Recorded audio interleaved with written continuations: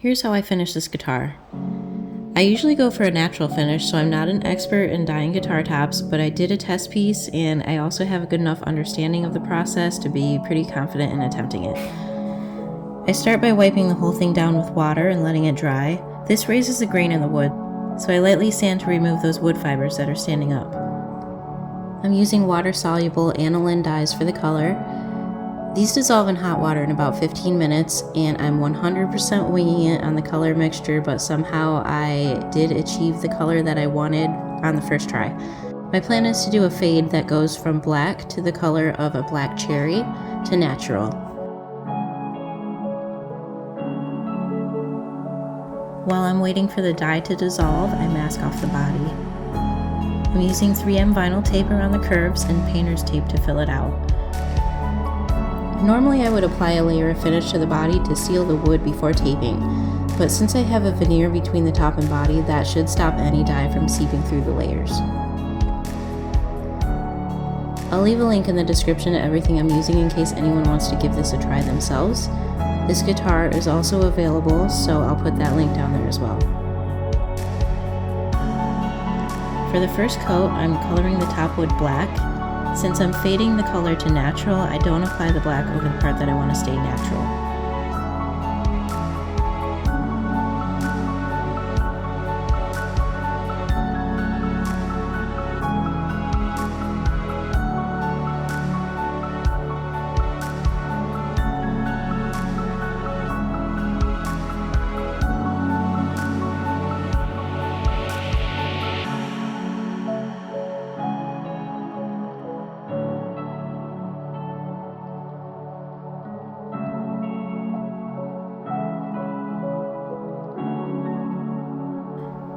And I use water to blend the edges.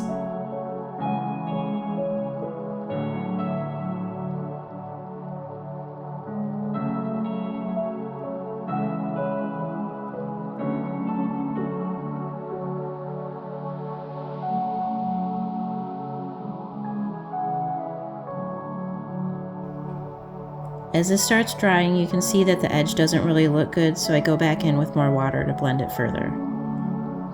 After that dries, I sand it back so that the black only stays in the deeper parts of the grain. This method works really well with flame maple and quilted maple, but I'm working with myrtle here, and it only has flame in some areas. This is just going to give it a little bit of depth. But as you'll see later, it actually did some really cool things in the cathedrals. Now it's time to add the final color.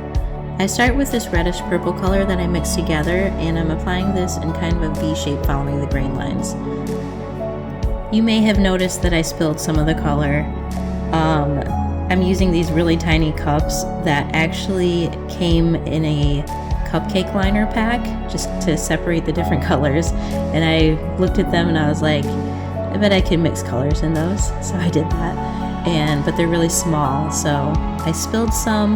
Luckily I thought ahead and I put wax paper underneath the shop towels so it did not soak through below the wax paper at all or stain anything.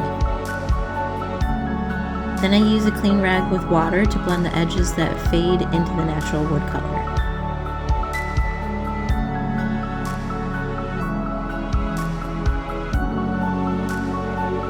After that I fill in the black area and blend the black into the reddish purple color. The water really helps melt the colors together, so if one edge starts drying, all you really need to do is add more water to loosen up the color and make it flow again. I found that it also helps to use one of the wet colors in a back and forth pattern to get things flowing.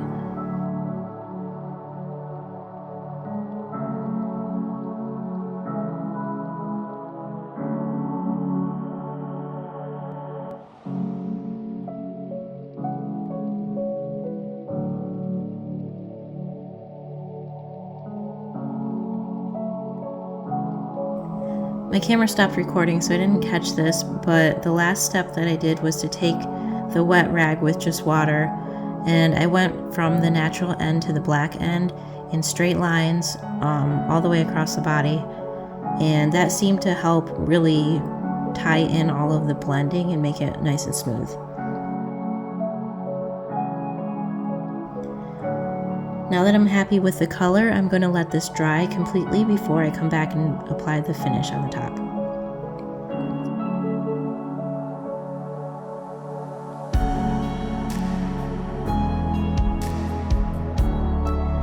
Here's a satisfying tape pull. The dye stayed exactly where I wanted it, so I'm really happy about that.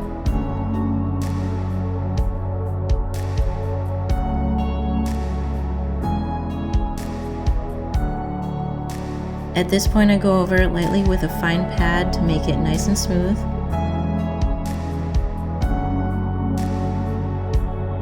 I dyed the face of the headstock black, and I applied my metal decal before putting the finish on.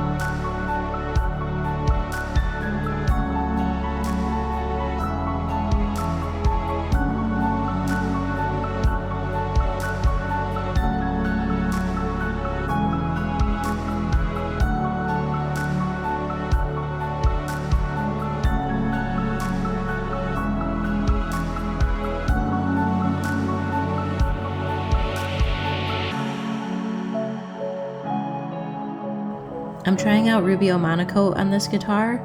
I've seen some builders use it and I really like the results, so I thought I'd try it. It's also supposed to be really easy to apply, which is always helpful. So I add a coat to the top first, and then I realized that I didn't mix enough to do the whole body, so I did the top, and then I actually went upstairs to feed my pets, and then I went back down and mixed more and flipped it over and finished the back and the sides of the body. And the good thing is with this finish you don't get any lap marks, so you can't even tell that I stopped and started again.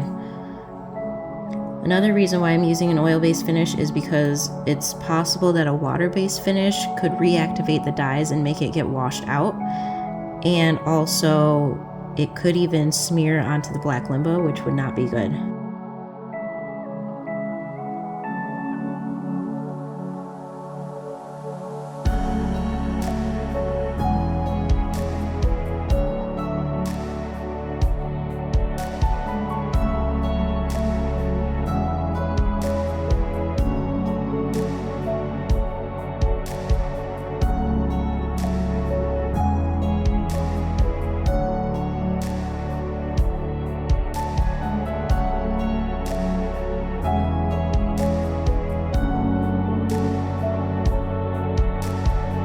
So I'm really happy with how this guitar turned out, and here are some final photos.